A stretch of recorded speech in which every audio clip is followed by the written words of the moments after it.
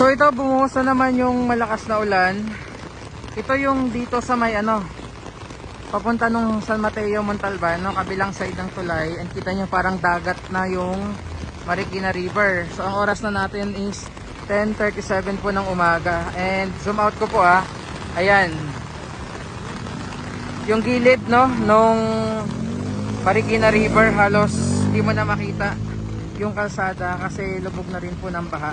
Andyan yung mga dredging equipment nga, umahon na rin. Tapos tingnan nyo naman po, ang taas talaga nung ang bilis ng pagtaas ng tubig. At ito, bumuhos na naman yung napakalakas na ulan dito.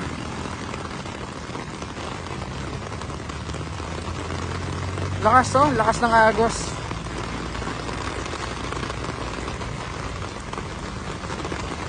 Yung I Love Marikina dito, ayan, lubog na rin po.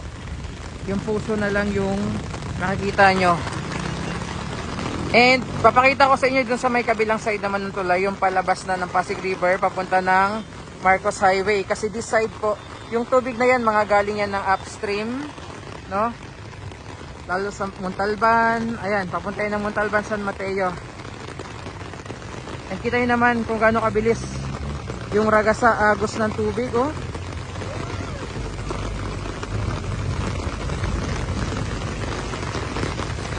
Ayan, grabe.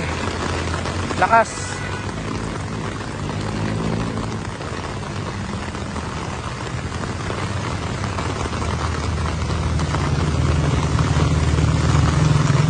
Ayan, tawid tayo doon sa may kabila.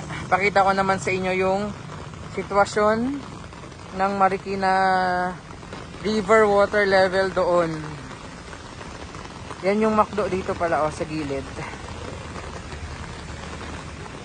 So ito yung sa may kabilang side. Ayan, tingnan nyo po. I-zoom out ko muna. Ayan. Yan na po yung itsura ng Marikina River ngayong umaga. Tapos ayun si Marikit. Tingnan nyo po kung hanggang saan na niya. Ayan. Pakita ko rin sa inyo yung gilid, no, ng pinakailog. And umabot na sa ibang mga kabahayan nga yung baha.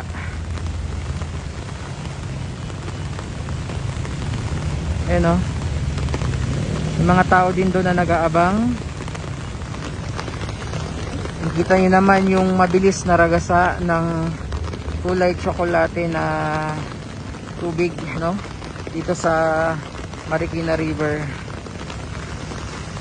And mag-ingat po tayong lahat.